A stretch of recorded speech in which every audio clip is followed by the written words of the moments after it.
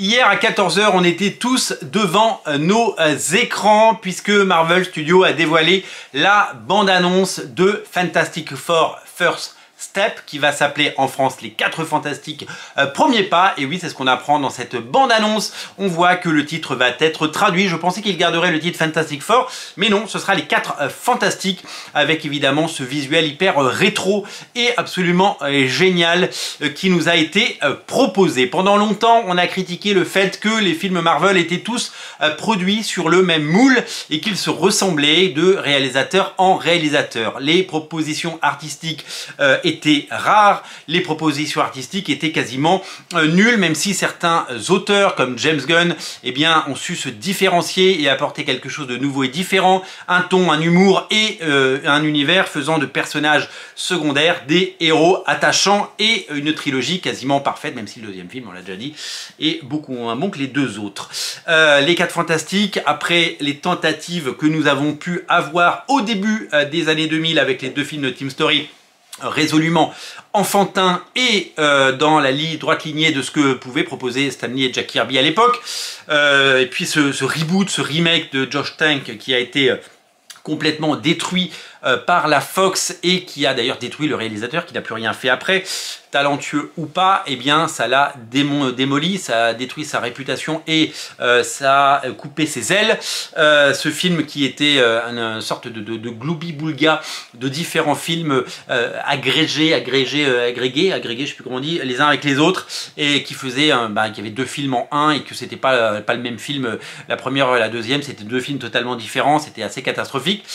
Il était temps que Marvel Studios s'empare des Fantastic Four et surtout, eh bien, propose, je l'ai dit, quelque chose de différent et surtout propose de différent du moule qu'on a pu avoir jusqu'à Endgame. Et puis de ce qu'on a vu depuis Endgame, puisque de ce qu'on a vu depuis Endgame, c'est une sorte de déconfiture sous nos yeux d'un univers qui n'arrivait plus à séduire, avec des héros de seconde zone et des films réalisés pour de mauvaises raisons, avec des 3e couteaux, des 4e couteaux mis en avant sans qu'il y ait de passion et sans qu'il y ait véritablement d'envie de construire quelque chose, ou en tout cas la nouvelle ère.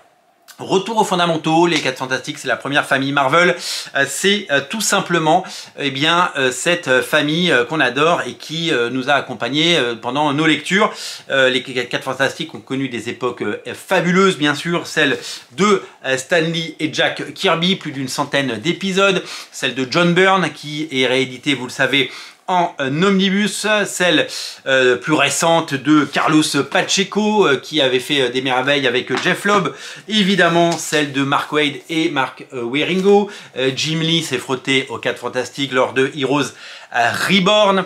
Nous avons eu les 4 Fantastiques de Mark Millar et Brian Hitch qui revenaient après les Ultimates pour faire un run de 12 numéros qui n'a pas vraiment marqué l'histoire mais qui véritablement était un événement à l'époque. Tous les plus grands noms se sont frottés. Jonathan Hickman évidemment a fait des choses étonnantes avec les 4 Fantastiques.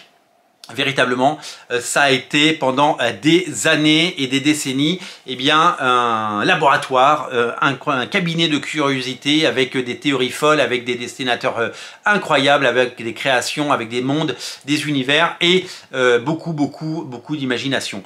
Véritablement, les 4 Fantastiques, c'est une invitation au voyage, à l'aventure et c'est surtout quelque chose de précieux. Et il était hyper important que le Marvel Studios ne se rate pas, parce que le but est d'ouvrir une nouvelle page, nous l'avons compris. Évidemment, on n'a pas tourné la page du multivers, malheureusement elle est encore là. On pensait avec Deadpool que ce serait terminé, mais on va encore en bouffer certainement jusqu'à Secret Wars. Mais là, ça a l'air d'être plutôt malin et en tout cas enthousiasmant. Cette bande-annonce qui nous a été proposée fait taire toutes ces espèces de rumeurs qu'on a vues depuis l'annonce du casting, où les gens ont commenté une nouvelle fois sans savoir et sans avoir rien vu un casting dont ils ignoraient tout. Quand on voit Pedro Pascal en Mr Fantastic, Vanessa Kirby en Sue Storm, c'est exceptionnel. On a l'impression de voir les 4 Fantastiques de Carlos Pacheco, ils sont magnifiques. Quand on voit Herbie, quand on voit La Chose, quand on voit The Thing, quand on voit, regardez La Chose de Mike Wieringo.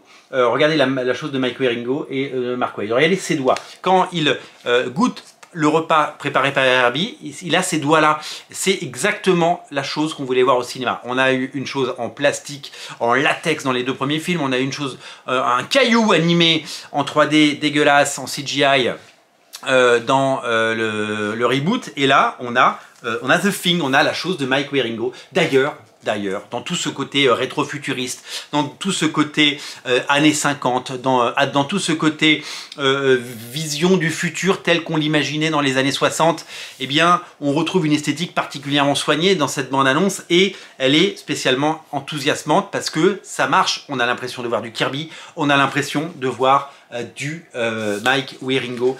C'est exactement ce qu'on aime et c'est exactement ce qu'on recherche sur ce type de film. Une esthétique particulière, des personnages fun. Quand on voit Ben Grimm avec son costume et son chapeau, pour tout vous dire, j'ai revu Les 4 Fantastiques parce que mon fils de 9 ans voulait le voir, le premier de Team Story. Il y a cette scène avec Ben Grimm avec son manteau et son chapeau. Ça fait cartoon, mais c'est rigolo, ça passe bien. À 9 ans, il adore.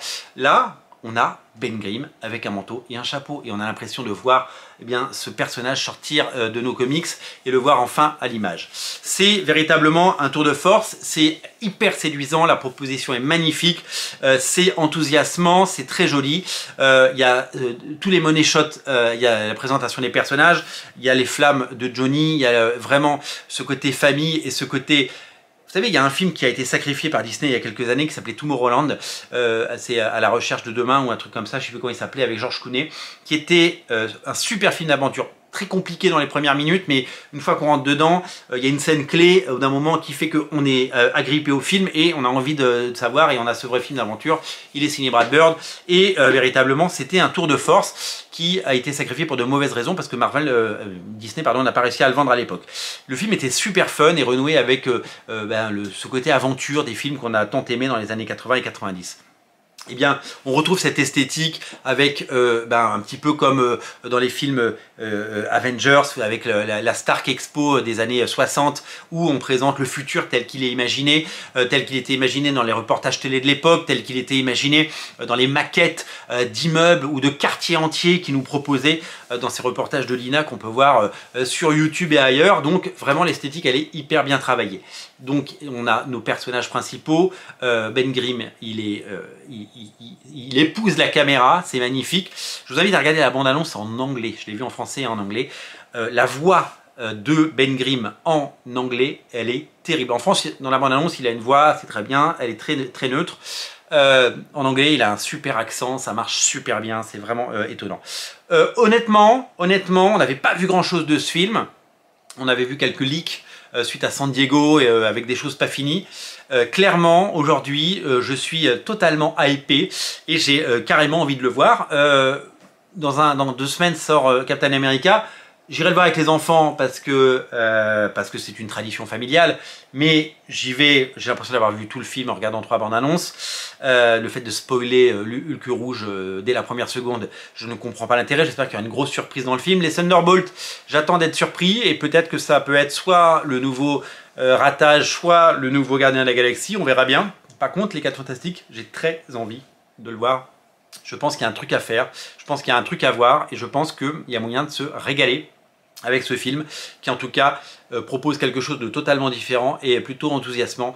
Vraiment, je suis séduit. Je n'ai pas pu m'empêcher de penser à Mike Wieringo quand j'ai vu cette bande-annonce. Mais Mike Wieringo, il nous a tellement fait rêver. C'est tellement chouette ce qu'il a fait sur les 4 Fantastiques. C'est tellement culte, c'est tellement génial. Son style, eh bien, j'ai l'impression de voir du Mike Wieringo à l'écran. J'ai vraiment l'impression de voir eh bien, ce dessinateur qu'on a tant aimé et qui eh bien, nous revient pour eh bien, un ultime salut parce que il y a tout ce qu'on aime. On y trouve aussi du Jack Kirby. On y trouve évidemment eh bien, tout ce qu'on aime, tout ce qui nous a fait aimer les 4 Fantastiques et tout ce qui nous fait aimer eh bien, ce type de film. En tout cas, je suis hypé, vous l'avez compris. Ça m'a plu. Évidemment, Internet va se déchirer, mais prenez le plaisir, la Willy. Vous savez, j'ai compris un truc en regardant ces films. Il y a plein de films que je n'aime pas spécialement. mais qui doivent être regardés avec un autre œil. Mon fils de 9 ans commence à regarder pas mal de Marvel. On en regarde le mardi soir, un ou deux. Enfin, on en regarde 2 par mois, quoi, à peu près. Et ben, si vous voulez, je suis hyper étonné de voir qu'il y a certains films qui le passionnent. Parce que, à hauteur d'enfant, à hauteur de 9 ans, alors j'ai beau lui dire, regarde Amazing Spider-Man 2, ça va te passionner. Ça l'a pas trop passionné. Mais Quantum Mania, il a adoré Quantum Mania. Et Dieu sait qu'on en a tous dit du mal. Parce que moi, du haut de mes presque 50 ans, Quantum Mania, d'abord, je n'ai vu que les défauts. Et ça n'avait aucun rapport avec le premier film qui, lui, était sympa. Le premier film Ant-Man. Et j'ai pas du tout aimé parce que c'était de la bouillie numérique. Et lui, il a adoré, il se passionne pour Kang. Vous savez, on n'a pas la même expérience. Il lit très peu de comics, ça l'intéresse pas. Par contre, il a découvert, je vous l'avais dit dans une autre vidéo, les comics à travers tous les personnages, à travers les jeux vidéo Marvel Lego Super Héros sur Switch. Il a le 1 et le 2. Il ne joue qu'à ça. Il est monomaniaque, ça fait des mois. Et il adore ça et il connaît tous les personnages. C'est-à-dire que moi, je connais les Avengers, je connais les X-Men, Spider-Man, les 4 Fantastiques et puis tout ce qui tourne autour. Lui, il connaît les noms de personnages qu'on a vus une fois dans un comics et qui est donc mis dans ce jeu et qui a un rôle et du coup, il les connaît tous. Donc, il y a la clé d'entrée dans les comics, elle peut être très très différente. Et ben voilà, on peut aimer des choses différentes. J'ai montré la bande-annonce des 4 Fantastiques nouvelle génération, premier pas à mes enfants. Pour le moment, ils n'aiment pas. Et ben voilà, moi j'ai bien aimé. On n'est pas obligé d'aimer les mêmes choses et on n'est pas obligé, bien sûr, d'être toujours d'accord. Peut-être qu'ils changeront d'avis et peut-être que moi aussi. Voilà, tout simplement. Merci à tous, merci à vous d'être aussi nombreux à regarder ces émissions. Je vous souhaite évidemment eh bien, un bon film, si vous allez le voir en juillet. Et n'oubliez pas de vous abonner à la chaîne. Salut!